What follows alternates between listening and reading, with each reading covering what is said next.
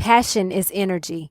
Feel the power that comes from focusing on what excites you. Oprah Winfrey. On today's episode, I'm speaking with an entrepreneur who has been in business for almost 25 years.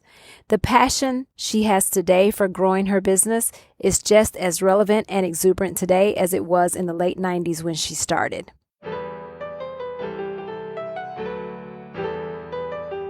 You have the power to be the boss of your own life. I'm your host, Monica Allen. I'm a wife, mom, entrepreneur, best-selling author, lifelong learner, and your biz bestie. I have a love and passion for all things small business. Growing my own company from $700 to over 7 figures annually, my goal is to bring you inspiration, business-focused topics and tips, encouragement, and a community that helps you launch, grow, and scale your business, whether you are a dreamer, a side hustler, or a seasoned entrepreneur. You are listening to the Become Your Own Boss podcast.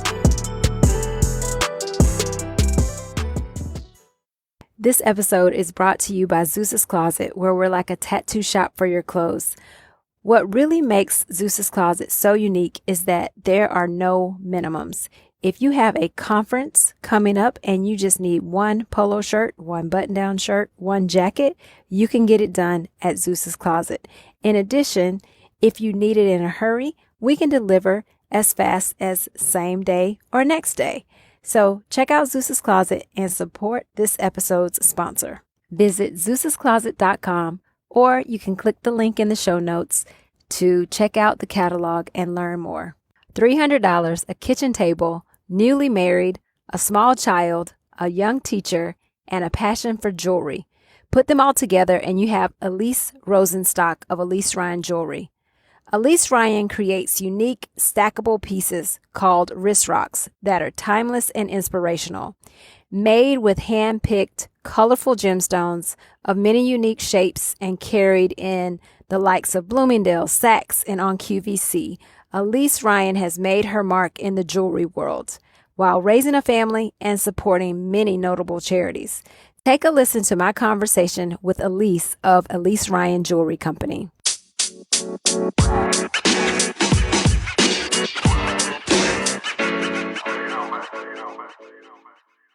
Elise, thank you so much for joining me on the podcast today. I'm so excited for this conversation. I am so excited to be here. Thank you for having me. Well, I really appreciate you being here. I know it took us a minute to get our times together, but I have so many questions because I know you've been an entrepreneur for a very long time, and I just want to know all about your journey. So my first question to you is, what made you start your business? I love this question. So when I got married and I had children, I was a school teacher in the Cleveland Public Schools, and I had a degree as English as a second language. And I love being a teacher. And one of my friends and I one day were sitting with all our little babies running around. And we were talking about someone's jewelry and how we admired beautiful jewelry. And I said, I've loved jewelry my whole life. My grandmother was a collector of jewelry. And she said, why don't we try to dabble in it? And I thought to myself, this would be interesting. But I still kept my teaching job. And when things started taking off, and I can elaborate more on that in a little bit, I realized, hey, I have something here that might allow me a little more flexibility in raising my children, use my artsy skills that I have. And I love jewelry and I love gemstones. So that's kind of where it all started. I love that. And if I remember your story a little bit, you started with just $300. $300. So when we got married, we were on a strict budget. We didn't have a lot of money, but we were happy.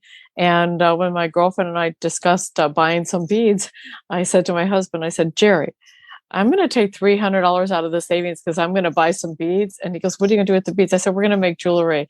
I have a good feeling about this. And he said, do what you want. He just looked at me like, whatever. So. Well, that was good. He was very supportive.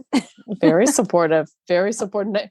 He had no idea what he was going to get into for the next 25 years, but he was very supportive that day. Tell me a little bit about how you decided to come up with ElyseRyan as the name of the jewelry collection. Yes, I can't wait to share this. You fast forward from when I started jewelry with my friend and she decided she didn't want to do it anymore. She's still my friend forever.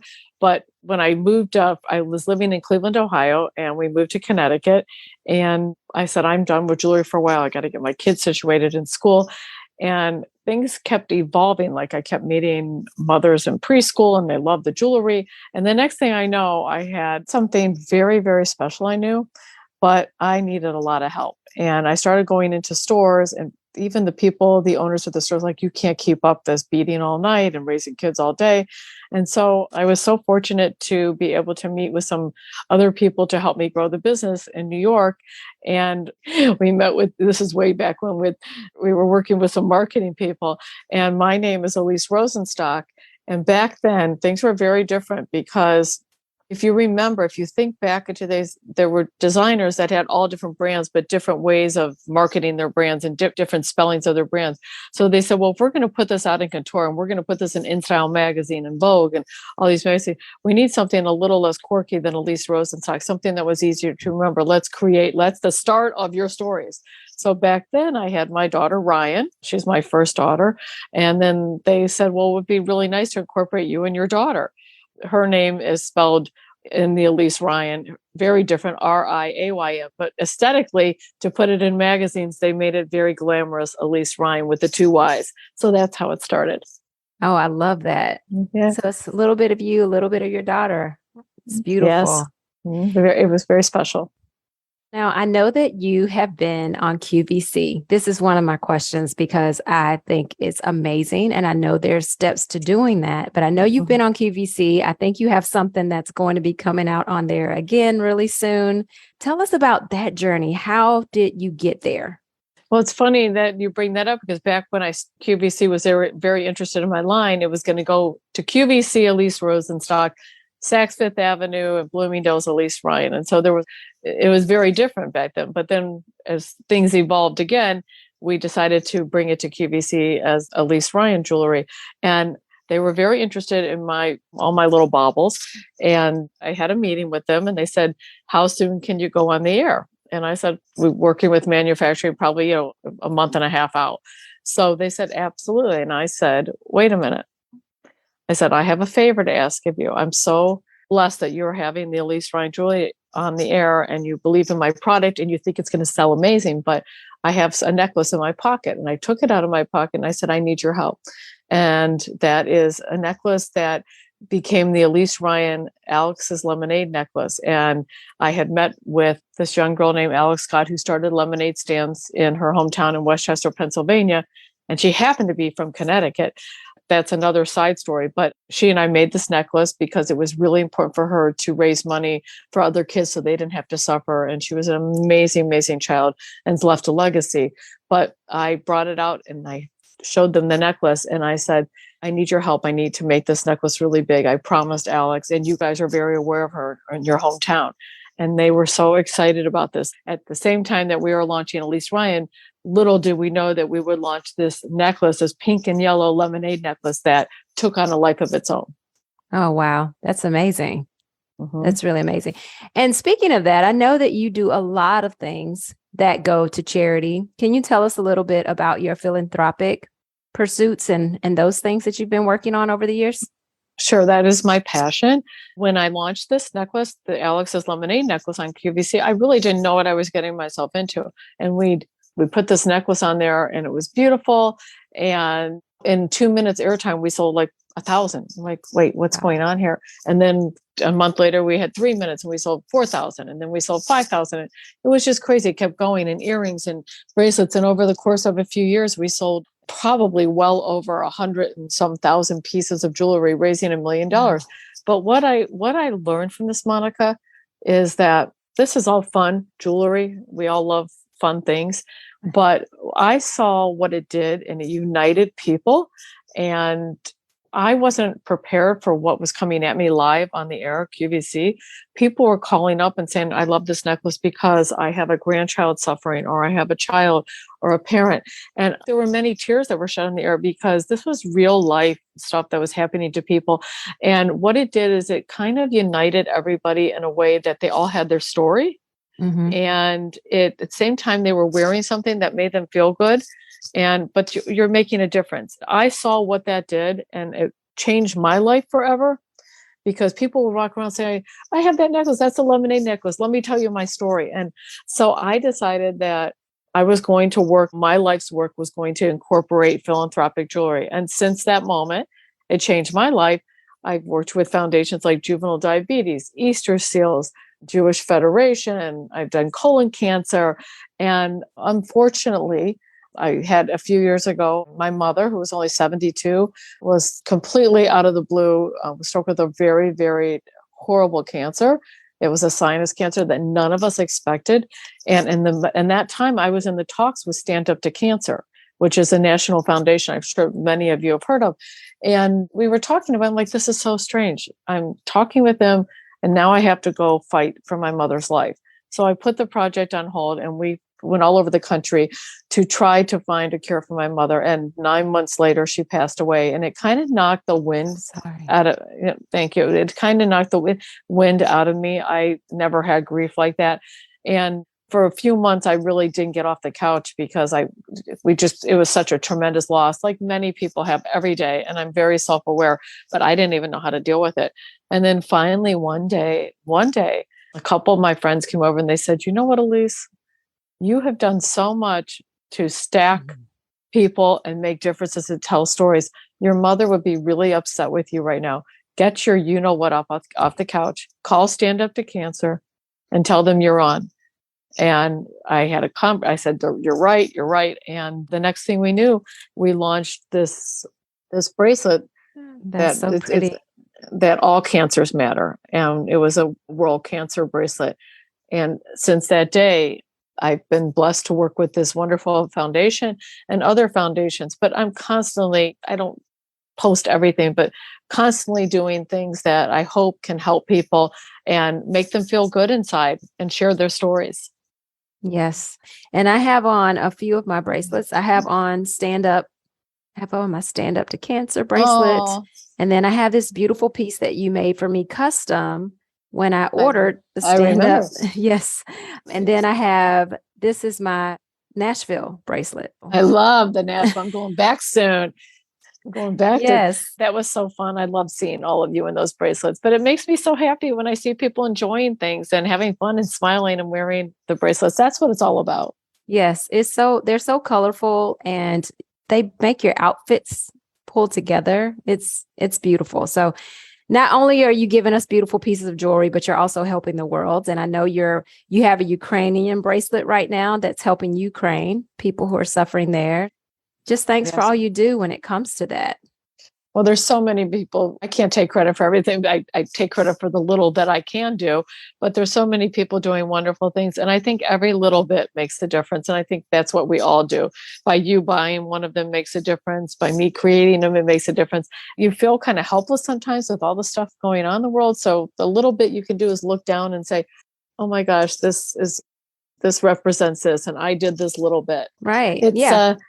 That makes you kind of happy for the day and the moment. I agree 100%. Circling back to QVC a little bit, was that you being able to be on QVC? Was that a phone call that you made, or was it knocking on some doors? Like, how did you get your foot through in that door? That was definitely a phone call. It was, if I can remember, I was launched at Saks Fifth Avenue. I launched at Bloomingdales, and my brand was getting recognized. We had a full page ad in InStyle magazine. We were in Town and Country, and all different type of magazines. In Bloomingdales, we were in their books, their flyers that came out to everybody, their books. So I'm like, this is going really well. They had wind of me. Obviously I knew of them. And it was definitely a phone call and a meeting in person, which is not a lot of people doing in-person meetings these days. That's a whole nother story. But yeah, I'll never forget the day I was in there, and it was a little bit intimidating. I was much younger, and I wanted to knock the socks off of the buyers at QVC. And I was so fortunate because they loved the line. I was like, oh my gosh, I got so lucky today. It was a win. It was a lot that day. And then my first show was going up against Oprah Winfrey. That was, oh, wow. At 4:00. I'm like, wait, I need Oprah's help. But I think she used to run at 4, right? It was like in the afternoon.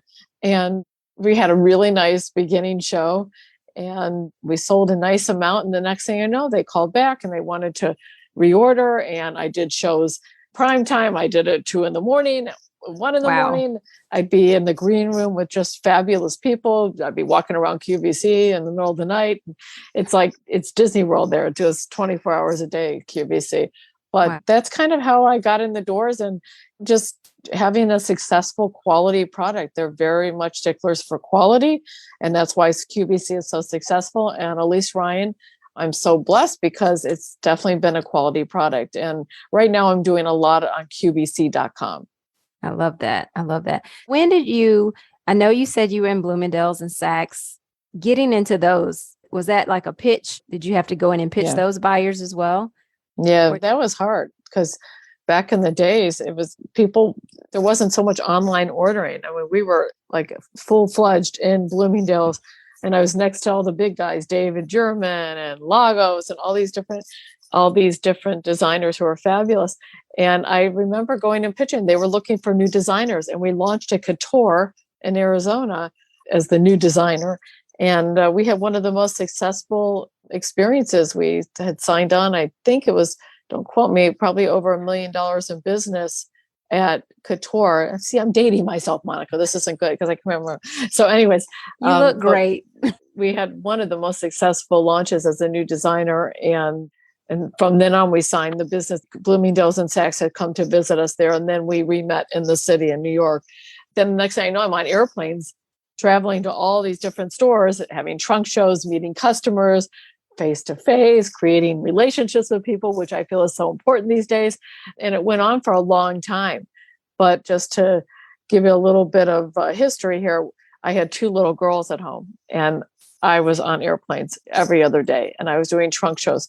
And after, I don't know how long it was, maybe a couple of years or so, I said to myself, when QVC approached me, I thought to myself, I just can't keep up this pace and do what I need to do to be a good mother for myself.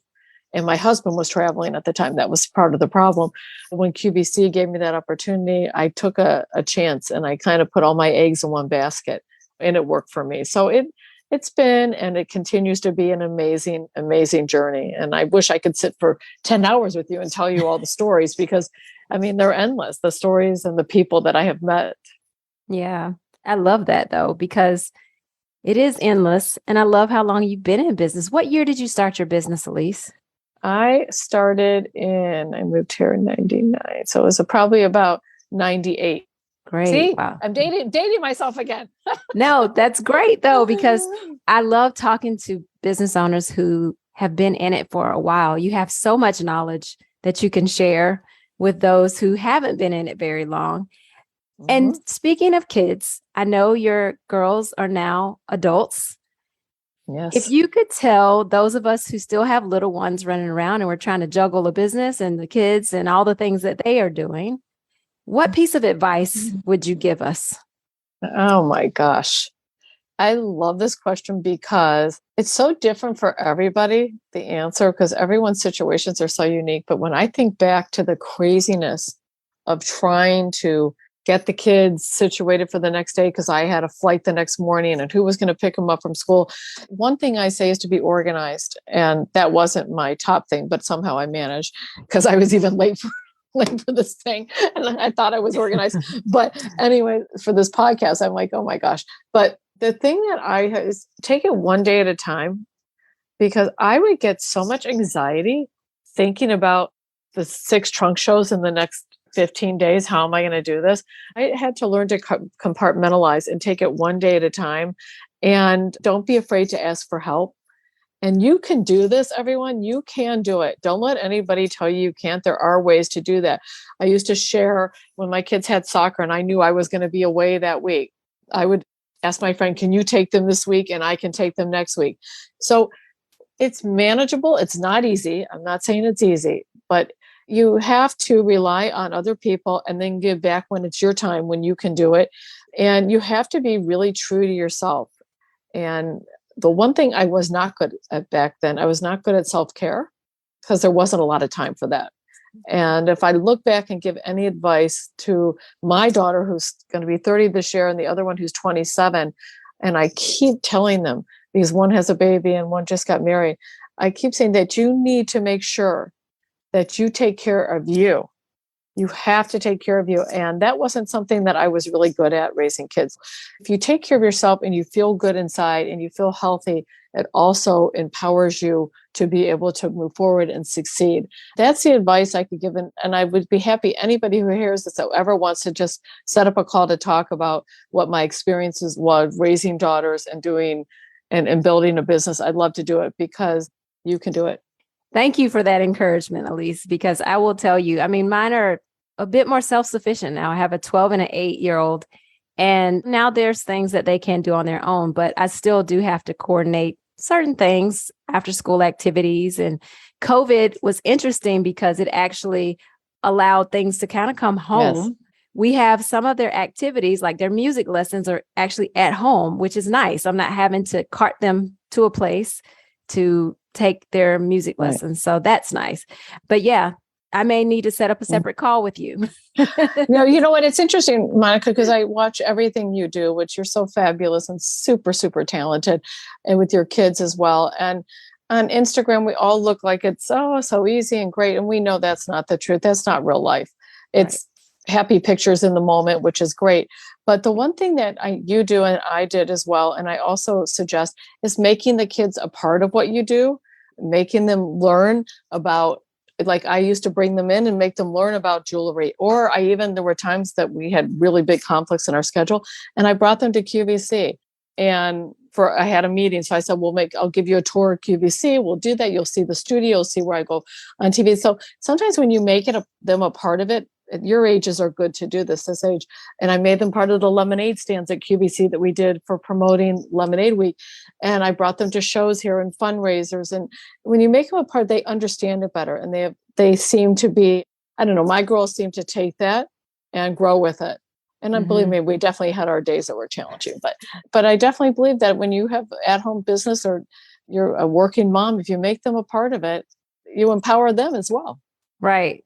That's very true. Well, my daughter is all about making money. So if there's any way she can help and she knows she can make money from it, she's all about it. She's like, Mom, what can I do? That's good advice. It's very important. Elise, what would you say have been one of your biggest challenges in your business that you've had to face? I'm breathing this sigh because I'm in the middle of it right now. And it's positive. It's a positive thing. But one of the things, and I've shared with all of you, is when you have a business that is successful for 20 some years, you have to keep up with the times and you have to keep up with technology. And you guys know, because I was even late to this, again, I'm repeating myself, and I'm sitting here laughing because I have these ugly earphones on, but really, truly, this is the only way that, I like to do this. But it's keeping up with the technology for me has been a huge challenge. For those of you who don't know, Monica's a superstar at it, and she's involved with other women, the trifecta, and all different things. And I watch them, and they're so talented with their social media. And that was something that I was so challenged in, that I have to hire people to help me because I can't do everything.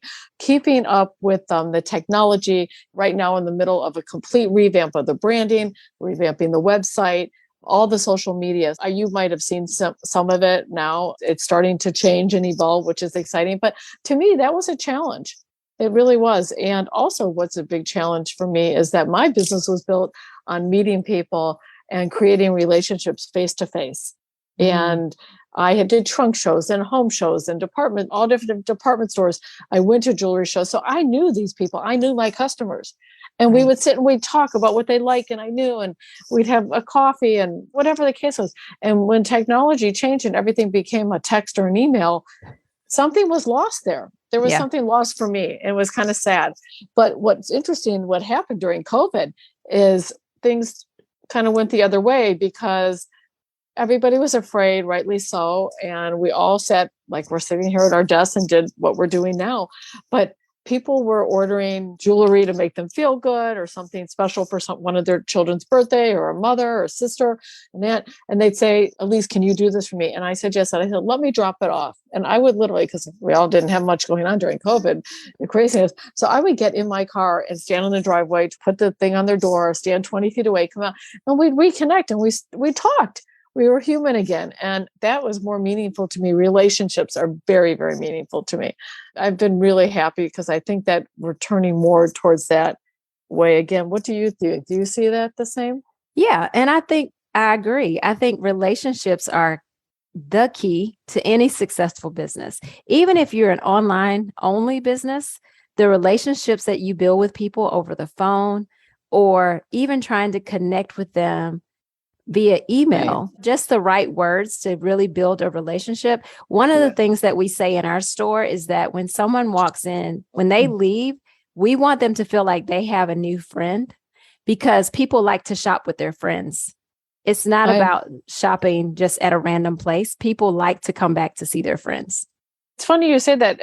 I received an email the other day from a customer that had joined. We have a jewelry clubs that you can join every month, and you get a beautiful bracelet. And one of the clubs is a VIP club. And the customer, I shipped the bracelet, and I personally do a lot of follow up when people join the clubs because I want to make sure they're happy with the product. Are we exceeding their expectations?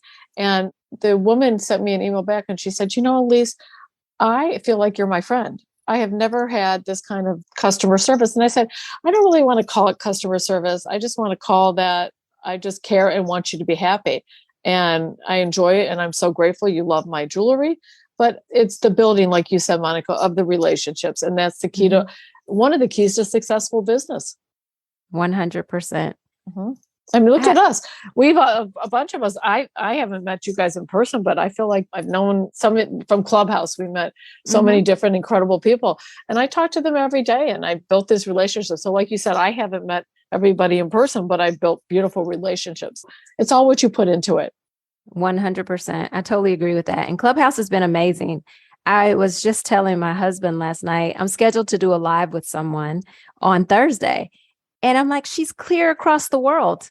But the fact that we're able to connect and do that is amazing. It's just a new day. I mean, that's where technology is amazing. And it's changed, obviously, the world. I'm working with people overseas right now, building the website and branding and stuff. So it's like, I speak to them all day. It's a wonderful, wonderful thing. Yes. And I love your new branding. I've seen your videos that you're doing, and I love the intro to it. I think you're doing a great job with the technology, and we can't do everything. As business owners, we simply can't do everything. So we have to outsource, and it's better to stick with the things that we're really good at and outsource those things that we aren't. I think I learned that from you. One of the clubhouses or something, maybe it was your trifecta group. I think it was. And it was, we can't manage everything. And I'm a control freak. And when I really realized I can't do one more thing, I started hiring more people, outsourcing stuff. And it's really been life-changing for me. So that's another tidbit for those of you starting new businesses. Yes, you can't afford it right away, but as things evolve and you see that I just can't do one more thing, you can definitely outsource. And Monica, I'm sure you do that as well. Yes, I have no choice because I would literally just explode. I mean, there's only so many hours in the day, and I really want to spend quality time with my kids because they're growing so fast. And before I know it, they're going to be out of the house. What I can outsource to people. And I learned that some years ago. You mentioned earlier, ask for help. I was never really good at that, especially when it came to my home. I thought I'm the mom. I should be the homemaker and do all the things. And finally, I asked for some help with that. So I have someone that comes to my house about 4 days a week, and she helps me fold clothes and clean and cook. And that is just so much of a time savings. It's a gift. It really is. Yes. It's a gift. And I don't have children in the home anymore, but I still have crazy hair, but I just gave that advice to my daughter who has a 1.5-year-old. She's a career girl. And I said, just someone to come in the house and get things together so you can focus when you're done with work on your children or your child. That's a gift. If you could swing it like you, I highly recommend it. I do too. 100%. I have a couple more questions for you. Sure. One is, if you could go back and tell your younger self something, what would it be? Don't sweat the small stuff. I used to sweat the small stuff. Anything that wasn't going just perfect. I said I just had anxiety. Because it was out of my control. I would be better at technology if I could. That I would do. But really, truly, as you get older, and I'm not afraid, I'm 56 tomorrow. Happy early birthday. Thank you. Thank you. Is when I look back and think of the things that would stress me out.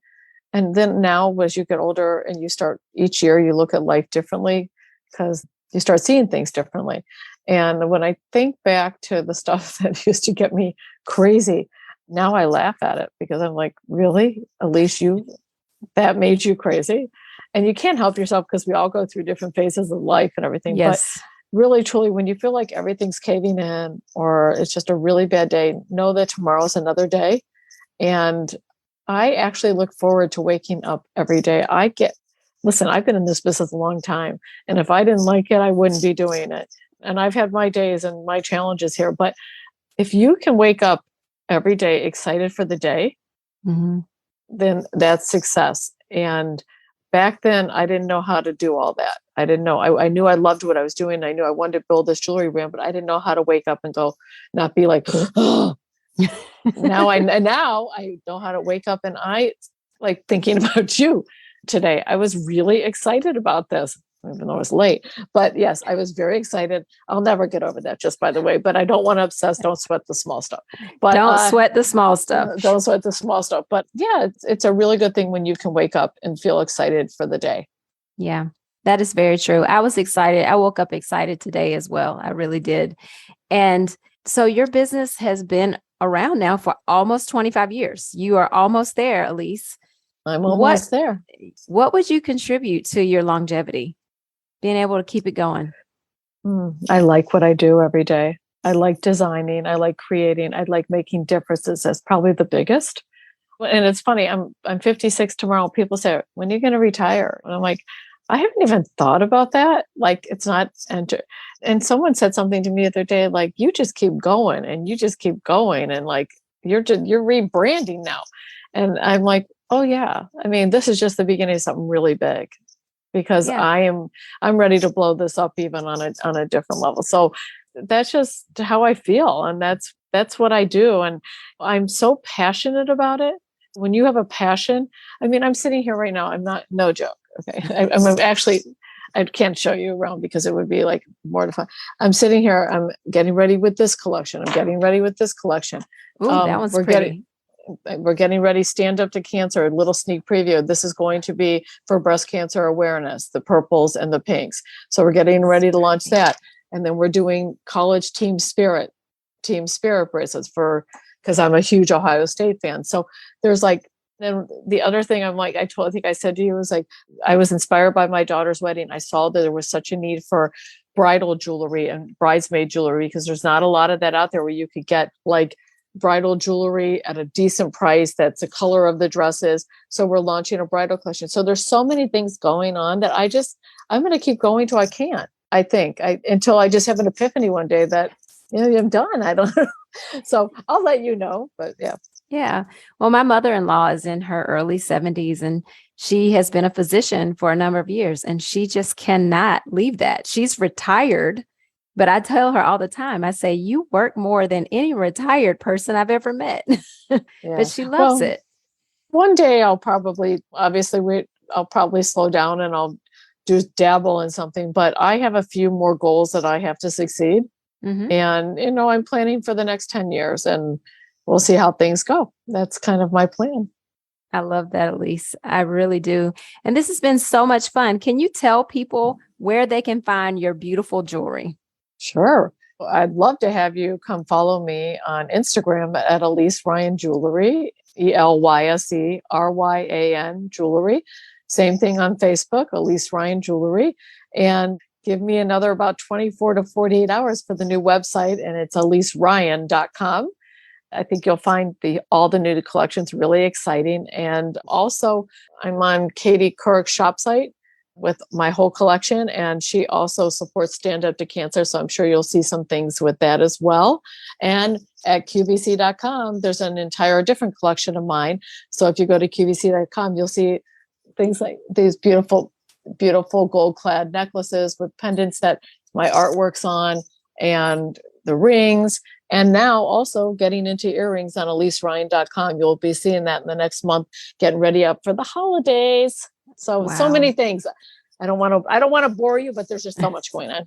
This is not boring at all. This is fascinating and lovely because I love to see businesses that have been going a long time. You have so much knowledge and you've been through the ups and downs that so many of our early stage entrepreneurs will go through. But hopefully with information from this podcast, it'll help them get through it, move through it, not sweat the small stuff, not be anxious about anything, and just keep growing their businesses. So that's the goal. And pace yourself, everyone. Everyone pace yourself. You can't have this overnight. And I think you can attest to that, Monica, and so many people that we know, is that you want I'm that person who want instant gratification. Like right now, I want to be like $100 million business. That's not going to happen to most people. I'm sure it's happened to men. There's a lot of fun things to see out there that have grown, but don't get frustrated. Give yourself time and pace yourself. And to me, that's really important. I agree. Elise, thank you so much for this conversation and the insight that you've shared with the audience. I have the best time, and I am just so thrilled that you asked me to be part of this podcast. And I love all that you do. You make me smile every day. Oh, thank you so much.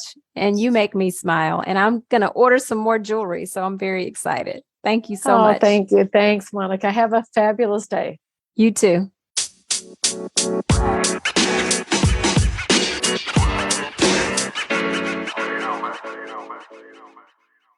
Thanks, Elise, for being a part of the Become Your Own Boss podcast. I'm so glad we finally had an opportunity to connect and share your journey. Thanks for helping me kick off the 5th season of the podcast. I love to pull takeaways from these conversations that I think will help us be better as entrepreneurs and truly be the boss of our own lives. My takeaways from Elise are quite numerous, but I wanted to share those. And you can definitely share with me if I missed some and you caught some others. But the first one is don't sweat the small stuff. Oftentimes as entrepreneurs, as humans, we can get anxious and frustrated by the smallest things. But let's not sweat the small stuff. Second, take a chance on your passion. And remember, it doesn't have to be all or nothing. When Elise initially started her business, she was still teaching. And when I first started my business, I kept my full-time 9-to-5 corporate position for 2 years after starting. Actually, more like 3 years because we started in 2002 and I left my corporate position the summer of 2005. So almost 3 years. Third, take one day at a time. So many times we definitely live in a society. We have Amazon Prime where now sometimes they deliver overnight to us and it feels like things can be instant, but it is very difficult to grow a business instantly. So we have to take one day at a time, put one foot in front of the other, and just keep moving forward. Another takeaway from Elise is ask for help. This was a hard one for me, but asking for help is so important. Family members can help. You can hire people to help. Whatever you need, determine what isn't working for you or the things that you're not good at and outsource that. Another takeaway, take care of yourself. If we don't take care of ourselves, we can't take care of our families or our businesses. So we have to make sure we do that. And lastly, I love my mompreneurs. Elise told us to make your kids part of the business. And I know my kids sometimes they may not want to go to the office, but they don't complain. They roll with it. And I know that through the process, they're learning.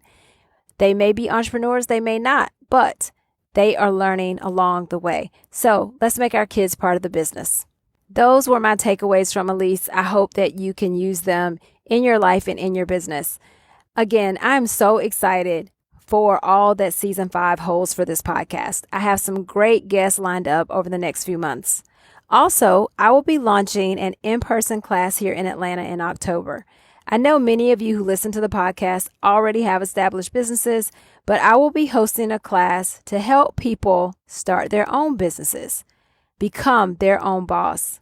And that could be as a side hustle or going from a side hustle to main hustle. But I'm here to help people do just that. More details will be forthcoming, so please share this episode with friends so they can learn more in the future.